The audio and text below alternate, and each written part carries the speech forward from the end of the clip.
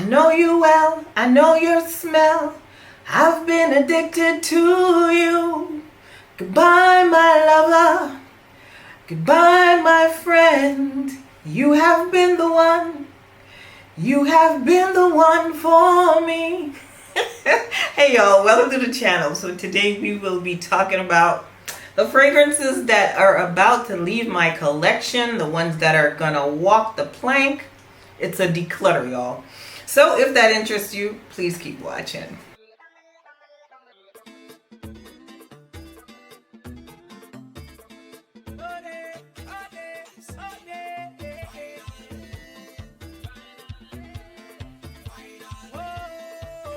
So before we get started with the video, I'd like to introduce myself. My name is Roxanne, and this is Roxanne's Retreat.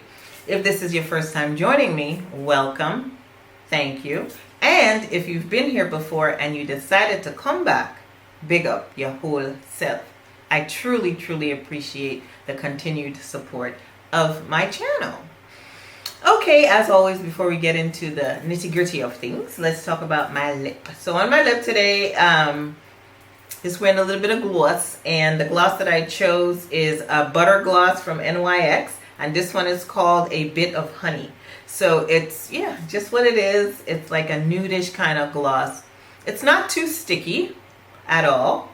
It kind of reminds me of the consistency of the Fenty ones, but yeah, a lot cheaper. But yep, butter gloss by NYX or NYX, however you would like to say it. And my scent of the day is from, I don't wear this enough. Well, I wear the other one a lot, but my scent of the day is the infamous Baccarat Rouge 540. And I actually layered, well, I didn't really layer it. This is the lotion that I used from Sol de Janeiro. It's the one in the pink jar, and they kind of smell alike. So I usually, when I'm wearing like Baccarat or just the original or Burberry Her, I usually wear this lotion. Yep, so this is what I'm smelling like today, y'all. Burnt sugar, saffron, just iconic. A lot of people hate you, a lot of people love you, but I am one of the girls that loves Baccarat. This is my second bottle of the original. I just love it. Sorry, it's not overplayed for me. I don't smell it on people. Like people say it's so popular. I don't smell it, and even if I did, I wouldn't care. So Baccarat Rouge 540. This is my scent of the day from MFK. Okay, well, let the declutter begin. You know, it's really hard to declutter fragrances, even when you're not wearing them. I guess it's just the addict in me. Maybe. I don't know. But anyways, let's start. So the first one I have here is from Jean-Paul Gaultier, and this is La Belle Fleur Terrible. Terrible, whatever. I don't know how to say it, but yeah, I love the bottle. I think I bought it for the bottle. The fragrance, it's okay. I have some notes here because I wanted to tell you guys why I'm decluttering it. So if you see me looking down, that's why. So there's water lily, iris, vanilla. To my surprise, it says the perfumer for this thing is Quentin Biche. Quentin, what a guan. Anyways, so I don't pull for this fragrance a lot. I don't pull for it. I mean, I wore it maybe like 2 months ago. I'm just gonna spray it in the air. Yeah, it's just something about it that just doesn't, I don't like it anymore. So yeah, this is the first fragrance, as pretty as the bottle is, that's about to walk the plank. Actually, I think I have 2 of these, if I'm not mistaken. So one of them is going. So this is the one. Jean-Paul Gaultier's Fleur Terrible. La Belle Fleur Terrible. So this is a flanker of the original. I like the original La Belle. I like Classique. I just can't really get with this one. But the bottle is sexy though. Love it. Next up is this fragrance here, and it is my only Montale fragrance. This is Intense Cafe. Don't reach for this thing at all. I think I like it, but once I get rid of this, I think I'm probably gonna pursue Tiziana Terenzi's, I think it's Deluxe, which has a similar you know, scent profile to this one. This one is just loud. It's synthetic smelling. It lasts forever on the skin though, but I'm not vibing with it anymore. So it's rose, coffee, vanilla, and I just don't pull for it. I don't like the bottle. I don't even know where my little thing is. It's the thing that goes, you know, it's noisy. I don't know where it is, but probably got lost in the move. But yeah, Intense Cafe from Montale. She is leaving me. I'm sorry, girl. I'm sorry. You gotta go. Gotta go. Okay, the next fragrance I'm holding here is from Issey Miyake, and I think it's called L'Issey Pure. So it's honey, it's rose, it's pear, it's sandalwood, but it's not doing it for me. It's sweet. I don't know, there's just something about it that's a little off-putting for me. And I just think it'll be just better off in another happy home. So instead of hanging on to it, just collecting dust. I don't even know why there's fragrance. It looks like it's missing. I don't even think I've worn this but once. But yeah. From Issey Miyake, L'Issey Pure. Sorry, girl. You gotta go. You got to go. Next up, I have a fragrance from the house of Azzaro, and this is Wanted Girl. Now, again, this is a fragrance I probably purchased because of the bottle, because the bottle is cool. You know, it's cool. Like, you know, you spray right here. Yeah, but I never reach for this. Look how full it is. I don't think I've ever worn this fragrance once. I think I tested it. I kind of liked it. Brought it into my collection. And yeah, girl, now it's time to go. It's ginger flower, it's orange blossom, it's dulce de leche. It's very sweet. And I like sweet fragrances, but I just, yeah, I just don't pull for this one. And again, instead of letting it collect dust, she's moving on to another happy home. So this is Wanted Girl from the house of Azzaro. Yeah, I'm not gonna lie, the bottle is cute. The bottle is super cute, y'all. She's cute. She cute. She cute or whatever, but she gotta go.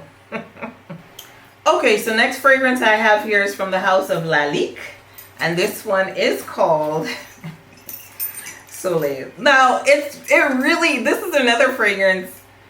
It's the bottle. It's the bottle for me. It's hard to get rid of this, but I don't wear it. Like, I think I wore it maybe once in the last year, and I think it was my scent of the day one day when I was filming, and a subscriber said it smells like pee to them, and you know, I couldn't get that out of my head. I really couldn't. So I haven't worn it since, but it is a gorgeous bottle. Like, I'm not gonna lie. And then it comes with like a little what is it, anklet or bracelet or whatever. It's pretty. Lalique is I think they're known for making glass, like, and you could tell, look, this is gorgeous. They have some flankers that I might, you know, want to test and consider bringing into the collection, but for now, this girl's going. So this is mandarin orange, pear, praline. It's sweet, but it's not super sweet. Spray it a little bit. Yeah, it's not a horrible fragrance. I like it, but I don't reach for it. So instead of, again, I feel like a broken record, right? All of the ones that I'm going to talk about, instead of letting it collect dust, I want to move it on to a happy home. Old with the new, old, what? Never mind. I don't know what I'm trying to say. Soleil from Lalique. Next up, I have 3 fragrances from the house of Gucci, and I just wanted to put them all together because they smell pretty similar. And I think what I did when I bought these, or I got these, I think it was the bottles, but yeah. So it's Gucci Bloom. This one is Gucci Bloom Ambrosia. And then Gucci Bloom Porfino. I mean, this hurts me to get rid of this yellow bottle because yellow is my color.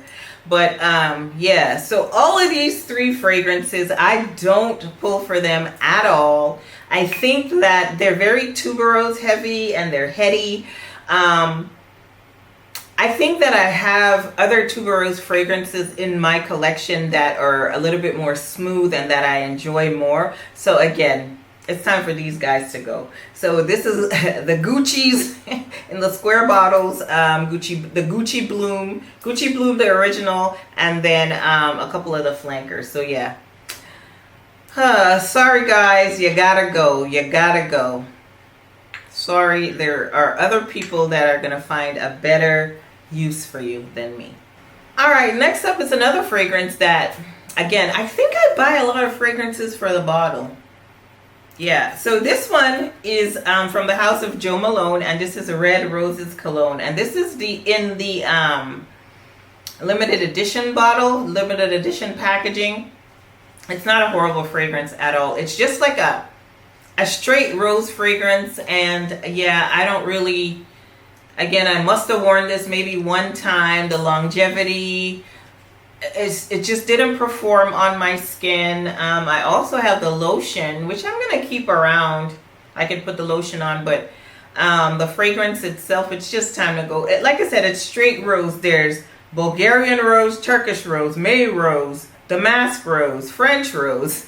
Yeah, so it's just like again, there are other fragrances in my collection, other beautiful rose fragrances, that I think that this one to me just is a little bit boring. And yeah, so time for it to go. Joe Malone, Red Roses cologne. Girl, you're moving on. On to the next one. On to the next one. Yeah. Next up, I have a fragrance from the Estee Lauder Private Collection, and there it is. And it is Gardenia. It's tuberose gardenia, and that's exactly what it is. It is a heavy white floral.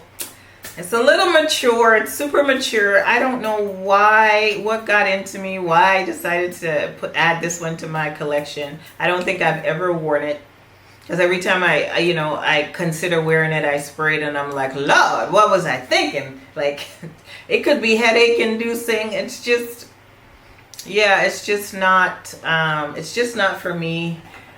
I don't know why I purchased it, but I even still have the box, although the box has been through some things from moving. But yeah, from the Estee Lauder Private Collection, this is tuberose gardenia, and girl, you gots to go.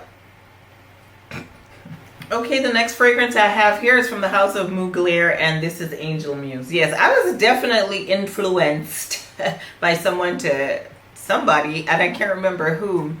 Yeah, to get this one. I smelled it. I think I bought it at the airport in Denver, or something. But yeah, because you don't really find this a lot, like in the stores. But yeah, Angel Muse from Mugler.